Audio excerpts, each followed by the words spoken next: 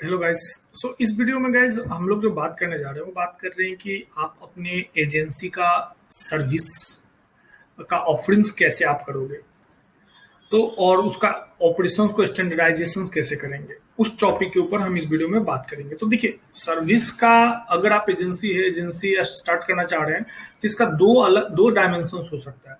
एक डायमेंशन होगा कि आप अपने एजेंसी को एक फुल फ्लेजेस सर्विस की तरफ पोर्ट्रे करें मार्केट में, जैसे कि आप सारे सर्विस एक साथ प्रोवाइड करते हैं, जैसे कि social media marketing, search engine optimisation, website design, advertisement, creatives, everything. आप पूरे 360 कैंपेन को आप अपने क्लाइंट्स को प्रोवाइड करते हैं। दूसरा हो सकता है कि आप स्पेशलाइजेशंस के हैं कि नहीं, मैं सिर्फ एसईओ के ऊपर काम करता हूँ, ठीक है। या फिर आप इंडस्ट्री स्पेसिफिक स्पेशलाइजेशंस भी हो सकते हैं, जैसे कि मान लीजिए कि नहीं, मैं सिर्फ एजुकेशन सेक्टर में आप स्पेशलाइजेशंस सर्विस देता हूँ। तो ये दो अलग अलग मेथड है, या तो आप 360 फुल फ्लेजेड सर्विस एजेंसी है या फिर आप स्पेशलाइज एजेंसी है। अब इस दोनों का हम एक एडवांटेज और डिसएडवांटेज समझते हैं कि क्या एडवांटेज है और क्या डिसएडवांटेज है जो आपको मिल सकता है जब आप कुछ भी स्टार्ट करें। तो देखिए, सबसे पहले है कि आप अगर स्पेशल फुल फ्लेजेड एजेंसी आप हैं तो इसकी एडवांटेज ये है कि आप अपने क्लाइंट्स को, आप क्लाइंट्स के पास बहुत ऑप्शंस होता है। मतलब अगर आप मान लीजिए कि आप एक क्लाइंट्स को सोशल मीडिया मार्केटिंग नहीं चाहिए, उसको भी एसईओ चाहिए, तो भी आप वहां देख के क्लाइंट्स को अपने अपने पास बुला सकते हैं, आप क्लाइंट्स को एक्वायर कर सकते हैं, करेक्ट। अगर उनको अभी कुछ भी नहीं चाहिए, वेबसाइट चाहिए, तो भी आपके पास है, आप उसको दे सकते हैं। तो एक्विजिशन ऑफ क्लाइंट्स इसमें आपका ज्यादा से ज्यादा हो सकता है, ये सबसे बड़ी बेनिफिट है।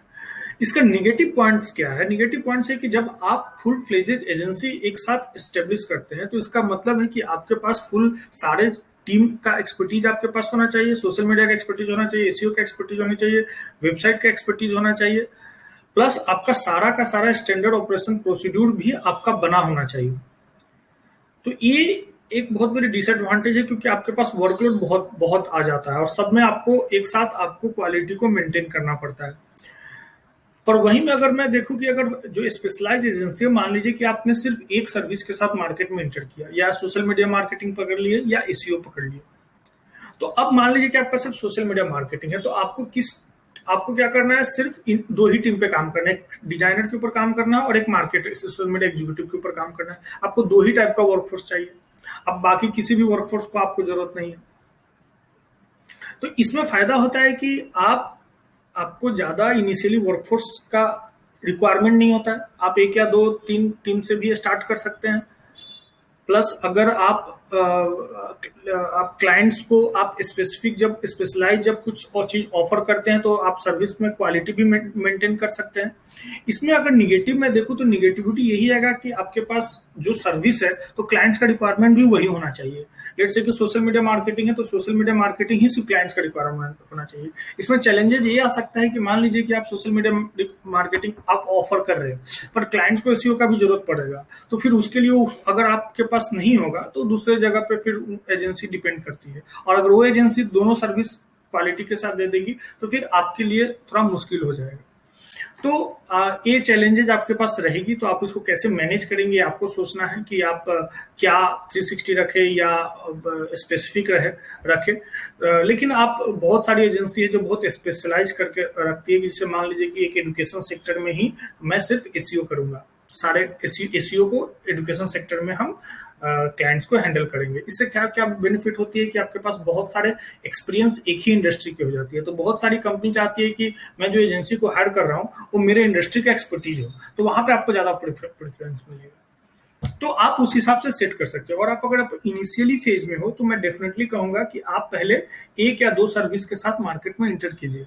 एक दो सर्विस के साथ जब मार्केट में एक्वायर करेंगे क्लाइंट्स और वहां सर्विस देंगे, फिर अगर आपको लगता है कि हाँ ये चीज मेरे लिए बहुत सही जा रहा है, इसके साथ मेरा बिजनेस का सारा सेटअप सही बैठ रहा है, तो फिर आप इसको मूव आउट कर सकते हैं अदर सर्विस पे।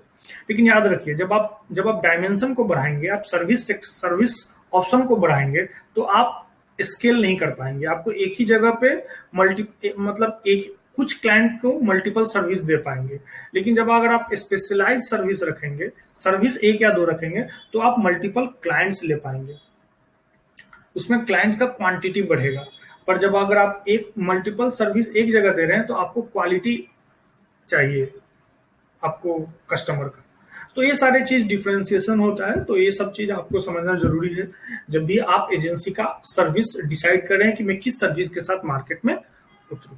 ठीक है, तो अगर आपको इसके रिलेटेड कोई क्वेश्चंस भी है जो आप फेस कर रहे हैं या अपने सेटअप करने के लिए या अपने सर्विस को डिसाइड करने के लिए, आप जिस मार्केट में हैं, जिस लोकेशन में है, तो आप मुझे मैसेज कमेंट कर सकते हैं इस यूट्यूब चैनल वीडियो के नीचे। मैं कोशिश करूंगा कि या तो मैं मैसेज में रिप्लाई कर दूं या फिर अगर बहुत ज्यादा कुछ क्वेश्चंस होगा तो फिर मैं उसको एक एक्स्ट्रा वीडियो के तौर पे भी मैं बना दूंगा। Okay guys, thank you.